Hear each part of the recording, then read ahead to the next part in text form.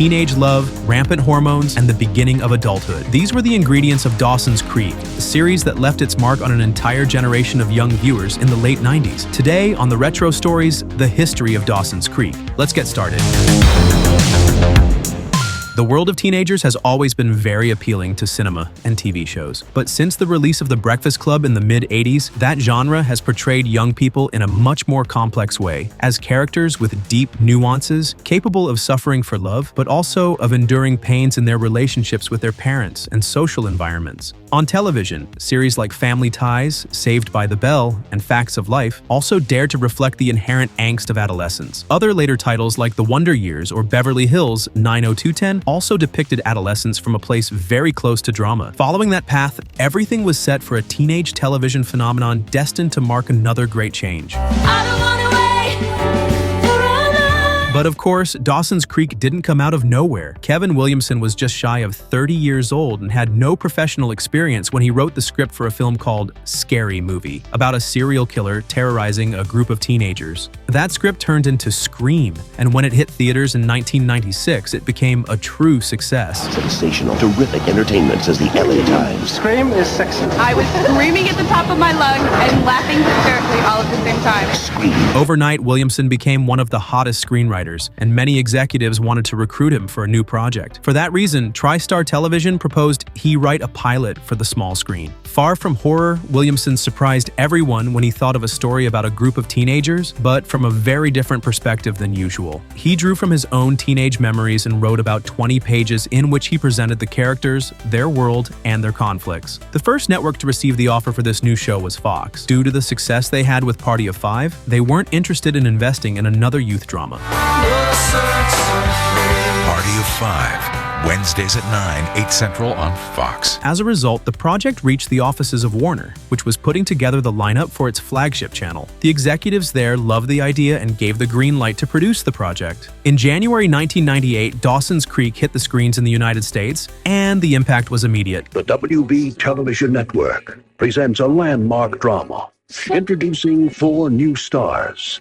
A series destined to be one of the most talked about television events of the new year. The story introduced Dawson, a 15-year-old cinephile whose only love is Steven Spielberg. But for Joey, his neighbor, the only possible love seemed to be Dawson. They are best friends, and since childhood, they have shared nights of popcorn, talks, and movie marathons. Joey doesn't dare to confess her feelings, and for that reason, she looks with much jealousy at Jen, an attractive young woman who has just arrived from New York, with whom the protagonist is completely smitten. The central quartet is completed by Pacey, a teenager eager for raunchy adventures, who at the same time tries to hide his insecurities and fears behind a seemingly relaxed and friendly attitude. There comes a time in all of our lives when it's the end of something simple and the beginning of everything else. Williamson sets his story in the idyllic Capeside, a town with warm landscapes surrounded by a beautiful river. However, deceit, family traumas, and other secrets are hidden inside the lovely houses of that place. Thus, Williamson presents a drama with teenagers who are not the typical characters of other contemporary series. Here, the young people reflect a lot, talk in detail about their feelings, and experience every kiss, every deceit, or any emotion intensely,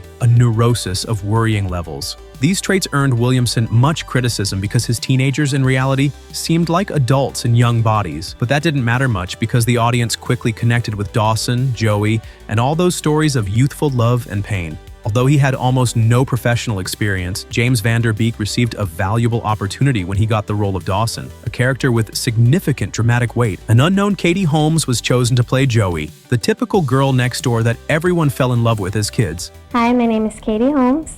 I'm 16 years old, and I'm 5'7". At only 17 years old and being the youngest of the central cast, Michelle Williams surprised critics with her touching performance as Jen, a teenager who hid an overly complicated family story. According to the producers on several occasions, it was enough to see Michelle's audition where she spoke to her convalescent grandfather to know she was the perfect actress for that role. Of that group of protagonists, the only one with Hollywood experience was Joshua Jackson. The actor had starred in the Mighty Ducks trilogy, and his arrival on Dawson's Creek meant taking on a riskier role. Emilio Estevez, he was in those duck movies, remember?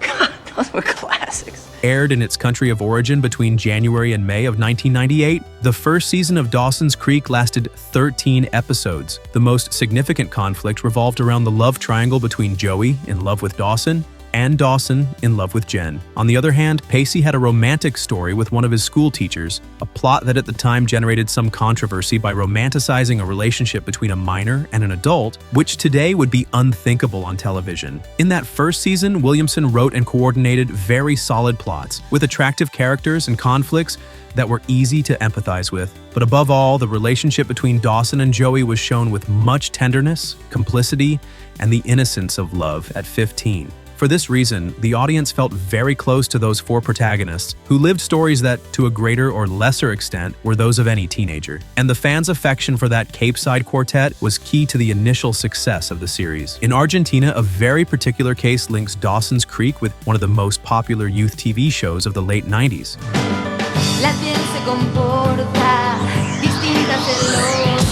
Verano del 98, an Argentine series in which, in a small coastal town, a group of friends go through the best and worst of adolescence. The protagonist of Verano del 98 is Tomás, a middle-class boy who wants to study film, walks around all day with a video camera, and is also a fan of Steven Spielberg.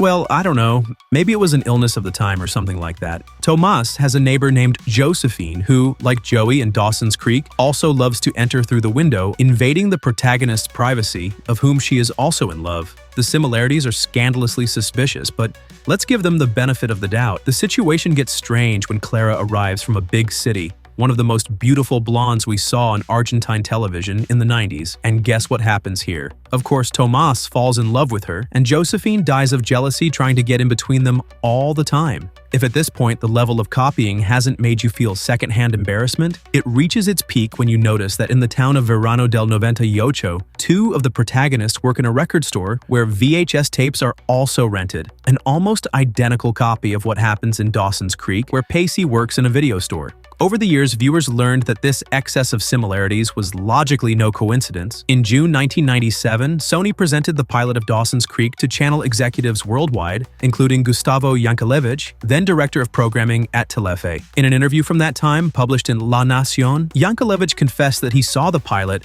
and wanted to buy the series, but got no response from the producer who owned the project. Weird? Why show it if they weren't going to sell it? Anyway, according to official statements, facing the possibility that Dawson's Creek would not continue beyond the pilot, Yankelevich decided to inspire his new youth series on the episode he had seen of that series. Over time, the Argentine copy began to gain its personality and differentiate itself in several ways from the original American version. Locally, many more people remember Verano del 98 than Dawson's Creek. In part, of course, because Dawson's Creek in Argentina, at least initially, could only be seen on cable channels, and Verano del 98 occupied a primetime slot on one of the most popular free-to-air television channels. The second season of Dawson's Creek began in October 1998 and extended until May 1999. Next week, all new episodes of Dawson's Creek begin with the one people are already talking about. Throughout the 22 episodes that made up this second season, the cast of friends expanded with the arrival of siblings Andy and Jack McPhee. She starts a relationship with Pacey, and he does the same with Joey. The secret the McPhees hide is the pain of a deceased brother and the emotional aftermath this leaves on them, and especially on their mother. Tonight, a new season begins. Now the WB Television Network presents the season premiere of Dawson's Creek. On the other hand, the character of Abby Morgan, a friend of Jen who embodies rebellion as a lifestyle, meets a tragic fate when she drowns during a drunken night. This sequence was tremendously impactful and moved the audience of that time. Through these new premises, the series delves into denser waters, addressing emotional health and addictions. Additionally, although Jack initially has a relationship with Joey, he soon confesses to her that he is gay, another very important aspect of the series. Jack's preferences are one of the most daring elements of this second season because, along with Buffy the Vampire Slayer, which by the way also aired on the WB channel, Dawson's Creek is another fiction that portrays a protagonist's sexuality in an unbiased and non-stereotypical way. In the midst of the series' rising success, the central actors began to look toward Hollywood. The teenage audience had turned the four from Capeside into true stars, and for that reason, producers paid close attention to them for various film projects. In the late 90s and early 2000s, almost all of them began a career in Hollywood, although with very mixed fortunes. Katie Holmes, who seemed to have the most potential to succeed on the big screen, worked in the films Go, Wonder Boys, First Daughter, Abandoned, and starred in an acclaimed independent drama titled Pieces of April. James Van Der Beek was not as sought after, but he did participate in two very popular titles during those years, Varsity Blues and The Rules of Attraction. Joshua Jackson made a fun cameo as himself in Ocean's 11 and appeared in Cruel Intentions and The Skulls. Finally, Michelle Williams did her part in Halloween H2O, but I'm a Cheerleader, and Dick. For many, the third season of Dawson's Creek will be remembered for a plot twist as unpredictable as it was fascinating, pairing Joey with Pacey, the protagonist's best friend. Kevin Williamson shared that making that decision was very risky, because if the audience rejected the idea, the series risked sinking.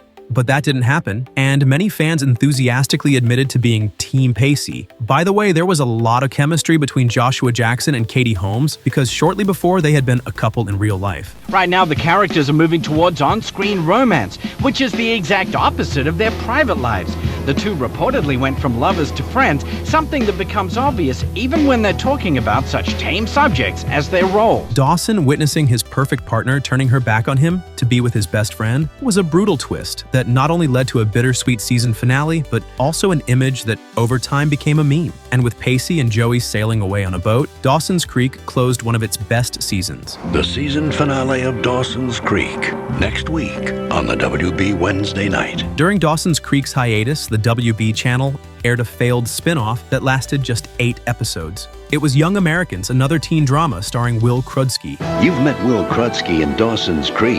Now follow him to Raleigh Academy. I don't belong here. Nobody belongs anywhere. It's in your head. Surrounded by a world of wealth and competition he has never known. This character briefly appeared in Dawson's third season as a childhood friend of Pacey, but the truth is that Will's temporary inclusion was a marketing ploy to boost Young Americans and not much more. They tried to sell it as a spin-off, but it didn't work. Despite being full of cool kids and beautiful girls, the project didn't evolve as expected and was quickly canceled. After a fourth season that was primarily based on Dawson's anger and anguish over Pacey's supposed betrayal, and that brought its characters towards imminent adulthood and college life, the fifth year of Dawson's Creek began airing in October 2001. The regular cast continued to expand, although some characters like Andy, Pacey's ex-girlfriend, had left the series. In the fifth season, Dawson's Creek began to lose much of its appeal. The start of college was not a good change for this series, which placed all its characters in new spaces and with new companions. Of the new additions, the most important was Audrey. She is Joey's roommate and has a completely opposite personality. Throughout those episodes, Audrey gains prominence to the point of becoming part of the main group, even having a romance with Pacey after his breakup with Joey. One of the bitter moments of the fifth season comes with the episode The Long Goodbye,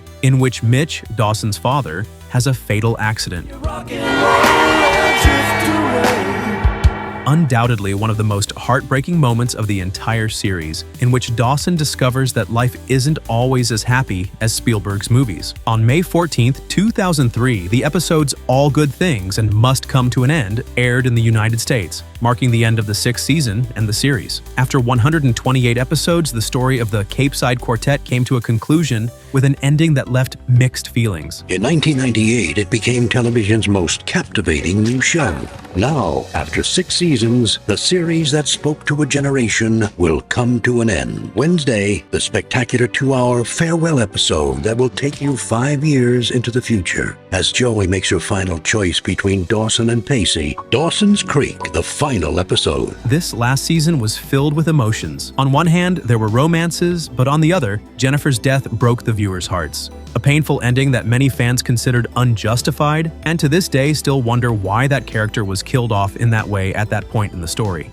By the end of 2002 and the beginning of 2003, Dawson's Creek's ratings had dropped considerably, yet saying goodbye to those 4 friends was a very emotional moment for the fans who had shared that significant stage of their lives with Dawson, Joey, Jen, and Pacey. Once Dawson's Creek ended, its 4 stars continued working to establish themselves in Hollywood. James Van Der Beek participated in various projects but never reached a role as popular as Dawson. Joshua Jackson solidified himself as an important TV actor, starring in must-see series like Fringe and The Affair. Katie Holmes was the one with the most presence and projection in Hollywood. She had a role in Batman Begins and starred in several failed movies until her popularity waned over time. The one who truly became a figure of great prestige was Michelle Williams. The actress starred in major films like Brokeback Mountain, Blue Valentine, and My Week with Marilyn, and although she never won an Oscar, she was nominated 5 times. Over the years, a good relationship remained among the cast members, as evidenced by the reunion they had in 2018. That year, the main quartet graced the cover of Entertainment Weekly, and along with other actors from the series, they shared anecdotes and memories from the time they filmed the TV hit. Dawson's Creek left an indelible mark on the audience and was a huge influence on many subsequent teen dramas. The story of these friends was a model for representing the conflicts that torment teenagers of any era. And more than 20 years after that farewell, just hearing the opening notes of the intro song is enough to travel back to Capeside and nostalgically remember this great series that accompanied so many teenagers of the time. That's all for today. Let me know in the comments if you also watched the series and who your favorite character was. Also, tell me what other show you'd like to see a special episode about. Smash the like button, subscribe, and share. See you next time.